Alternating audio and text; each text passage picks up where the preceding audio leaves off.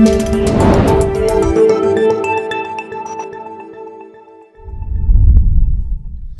այսպես, արգելել Ռուսաստանի Դաշնության նախագահ Վլադիմիր Պուտինին այցելել Հայաստանի Հանրապետություն, բայց կարմիր գորգով դիմավորել Ուկրաինայի նախագահ Վլադիմիր Զելենսկուն։ Հարգելի հեռուստադիտողներ, ինչ են ասում Հայաստանի Հանրապետության իշխանությունը, մենք բալանսավորման քաղաքականություն ենք վարում, մենք նաև ձգտում ենք բոլոր հնարավոր կողմերի հետ հավասարաչափ կառուցել հարաբերություններ, փոխզսպման մեխանիզմներ կառուցել, ընդհանրապես ինքնիշխան քաղաքականություն ենք մենք իրականացնում, բայց ինքնիշխան քաղաքականությունը շատ կոնկրետ դրսևորում ունի եւ եկեք հենց այդ կոնկրետ դրսևորումը քննարկենք։ 2022 թվականից սկսած, երբ որ սկսեց ռուս-ուկրաինական պատերազմը, Հայաստանի Հանրապետության իշխանությունները որոշում կայացրեցին միանալ միջազգային քրեական դատարանին, իսկ դա իրականացնելու համար անհրաժեշտ է Հայաստանում վավերացնել Հռոմի ստատուտը։ Իդեպ, ինչ էր ասում իշխանական քարոզչամեքենան այն ժամանակ իր ընդդիմախոսներին։ Ընդդիմախոսները նշում էին, որ սա ակնհայտ հակառուսական քայլ է, Ռուսաստանի Դաշնության նախագահի դեմ ուղղված քայլ է, հետագայում նաև Միջազգային քրեական դատարանը Ռուսաստանի Դաշնության նախագահի ձերբակալման վերաբերյալ որոշում կայացրեց ու դրանից հետո Հայաստանի Հանրապետության նաև Սահմանադրական դատարանը Սահմանադրությանը համապատասխանող ճանաչեց որոշումը միանալ Միջազգային քրեական դատարանին վավերացնել Հռոմի ստատուտը։ Իրենք ասում էին, մենք միանում ենք սրան ոչ թե Ռուսաստանի դեմ գործողություններ իրականացնելու համար, այլ որ մենք պատժենք Ադրբեջանին, մենք ընդլայնենք գործիքակազմը Բաքվին զսպելու համար։ Ժողովուրդ, Ադրբեջանը Ստեփանակերտում ոչնչացնում է հայկական պատմամշակութային արժեքները, ոչնչացնում է, գետնին է հավասարեցնում։ Ինչ է ասում Արսեն Թորոսյանը, ասում է իրենց ինքնիշխան տարածքն է, ինչ ուզում են անեն։ Նիկոլ Փաշինյանն էլ ասում է, դե եթե Արտվաշենն էլ գա, մենք էլ հիմա այնտեղ մսկիթ կտեսնենք, ստացվում է, որ մենք էլ կարող է այդ մսկիթը ոչնչացնենք։ Այսինքն իրենք արդարացնում են Ադրբեջանի, դա էլ իր հերթին նշանակում է, որ Հռոմի ստատուտը որպես այդպեսին վավերացնելու անհրաժեշտություն չկար, որովհետև դու միջազգային քրեական դատարան չես դիմելու Ադրբեջանին պատժի ենթարկելու համար։ Հետևաբար, սա նշանակում է հետևյալը, որ դու Հռոմի ստատուտը վավերացրել ես շատ կոնկրետ նպատակով Ռուսաստանի Դաշնության նախագահ Վլադիմիր Պուտինի մուտքը Հայաստանի Հանրապետության տարածք արգելելու համար persona non grata է փաստորեն Նիկոլ Փաշինյանը Վլադիմիր Պուտինին ճանաչել։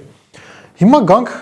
ավելի թարմ իրադարձություններին։ Այսօր ճեպազդրույցի ժամանակ Նիկոլ Փաշինյանը նաև տեղեկացրեց, որ Հայաստանի Հանրապետությունը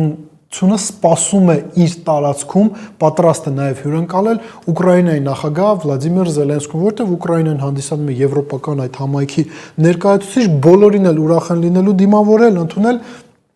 այդ թվում նաև Վլադիմիր Զելենսկուն։ Հարգելի հեռուստադիտողներ, դուք հասկանում եք ինչ է տեղի ունենում։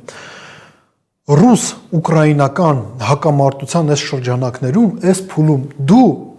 օրենսդրական, ենթաօրենսդրական կարգավորումներ ես ընդունում, որոնցով արգելում ես քո դաշնակից պետության ղեկավարի մուտքը Հայաստանի Հանրապետության տարածք, բայց ընդունում ես այլ պետության դե ֆակտո ղեկավարին, որը պատերազմական գործողությունների մեջ է ընդդեմ Ռուսաստանի Դաշնության, էլ ավելի խոսուն օրինակ նրա, թե ինչ է կատարվում, թե ռուս-ուկրաինական կոնֆլիկտում Նիկոլ Փաշինյանը, քաղաքացիական պայմանագիր կուսակցությունը, իրենք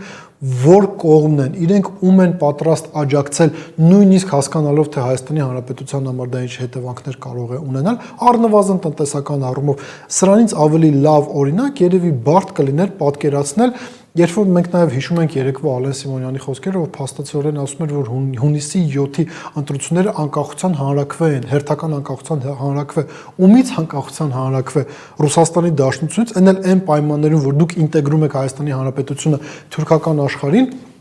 Տեսեք, ինչ կարող են ասել մեր այս թեզին հականդեմ թեզեր ներկայացնող քաղաքացիները։ Իրենք կարող են ասել հետևյալը, լավ, ինչ խնդիր կա, այո, իսկապես Ռուսաստանը եւ Եվրամիությունը գտնվում են պատերազմական գործողությունների մեջ Ուկրաինայի ձեռքերով, Եվրամիությունը պատերազմում է Ռուսաստանի Դաշնության դեմ։ Դուք որ ասում եք, որ Հայաստանի Հանրապետությունը միանում է Եվրամիությանը, բայց չէ՞ որ մենք էլ միացած ենք այսպես ասած Ռուսաստանի Դաշնությանը, մենք Ռուսաստանի Դաշնությանը տարբեր ինտեգրացիոն կառույցների մաս ենք կազմում, հիմա չի ստացվում, որ մենք պատերազմական գործողությունների մաս ենք։ Իրականում թվում է, թե իսկապես շատ տրամաբանական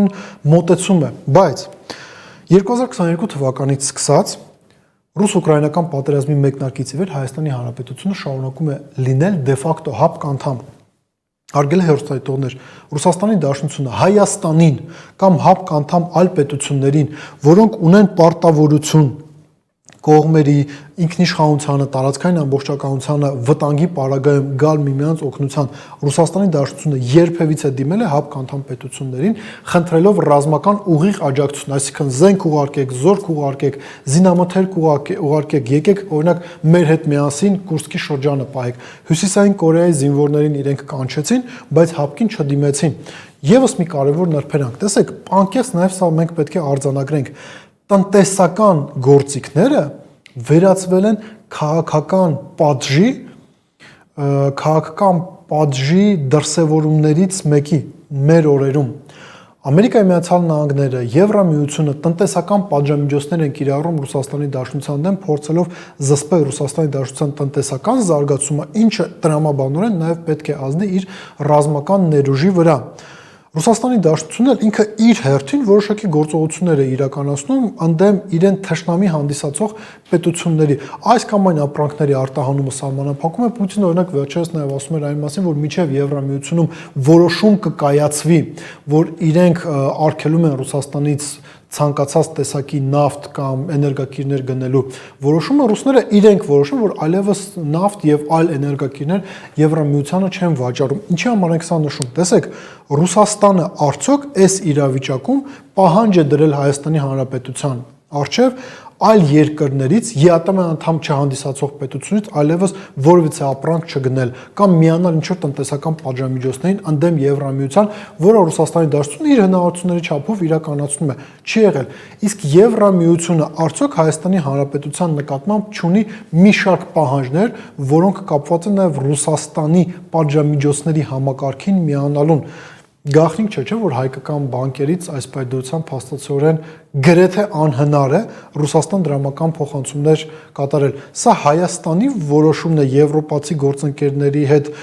համատեղ քննարկված, ամերիկացի գործընկերների հետ համատեղ քննարկված, թե Պուտինն է ստիպել Փաշինյանին հրաժարվել Հայաստանից Ռուսաստան դրամական փոխանցումները բարձրացած կարգով շարունակելու։ Դրա համար է պետք է նշենք տարբերությունը։ Եվրամիությունը պահանջում է, որ դու քո հնարավորությունների չափով կամ երբեմն նաև գերազանցելով քո հնարավորությունները միանաս Ռուսաստանի դեմ պատերազմին, Ռուսաստանի Դաշնությունը քեզանից չի պահանջում, որ դու միանաս այդ պատերազմական գործողություններին։ Ինչևէ, ամփոփելով մեր այսօրվա զրույցը, մենք պետք է նշենք հետևյալը։ Իհարկե, Ուրսուլա ֆոն դեր Լայենը կգա, Կայա Կալասը կգա, Անտոնիո Կոշտան կգա,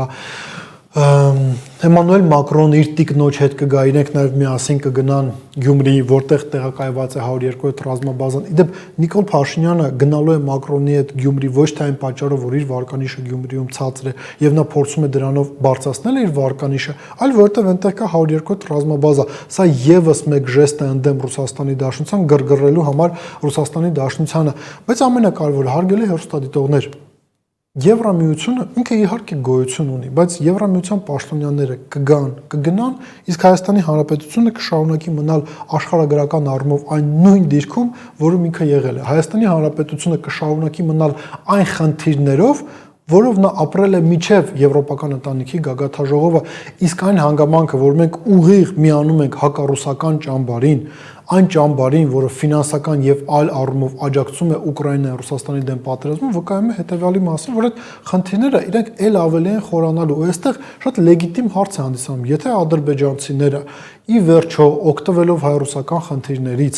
օգտվելով հայ-ռուսական անվտանգային համակարգի փլուզումից, փորձեն Հայաստանը վերածել արևմտյան Ադրբեջանի,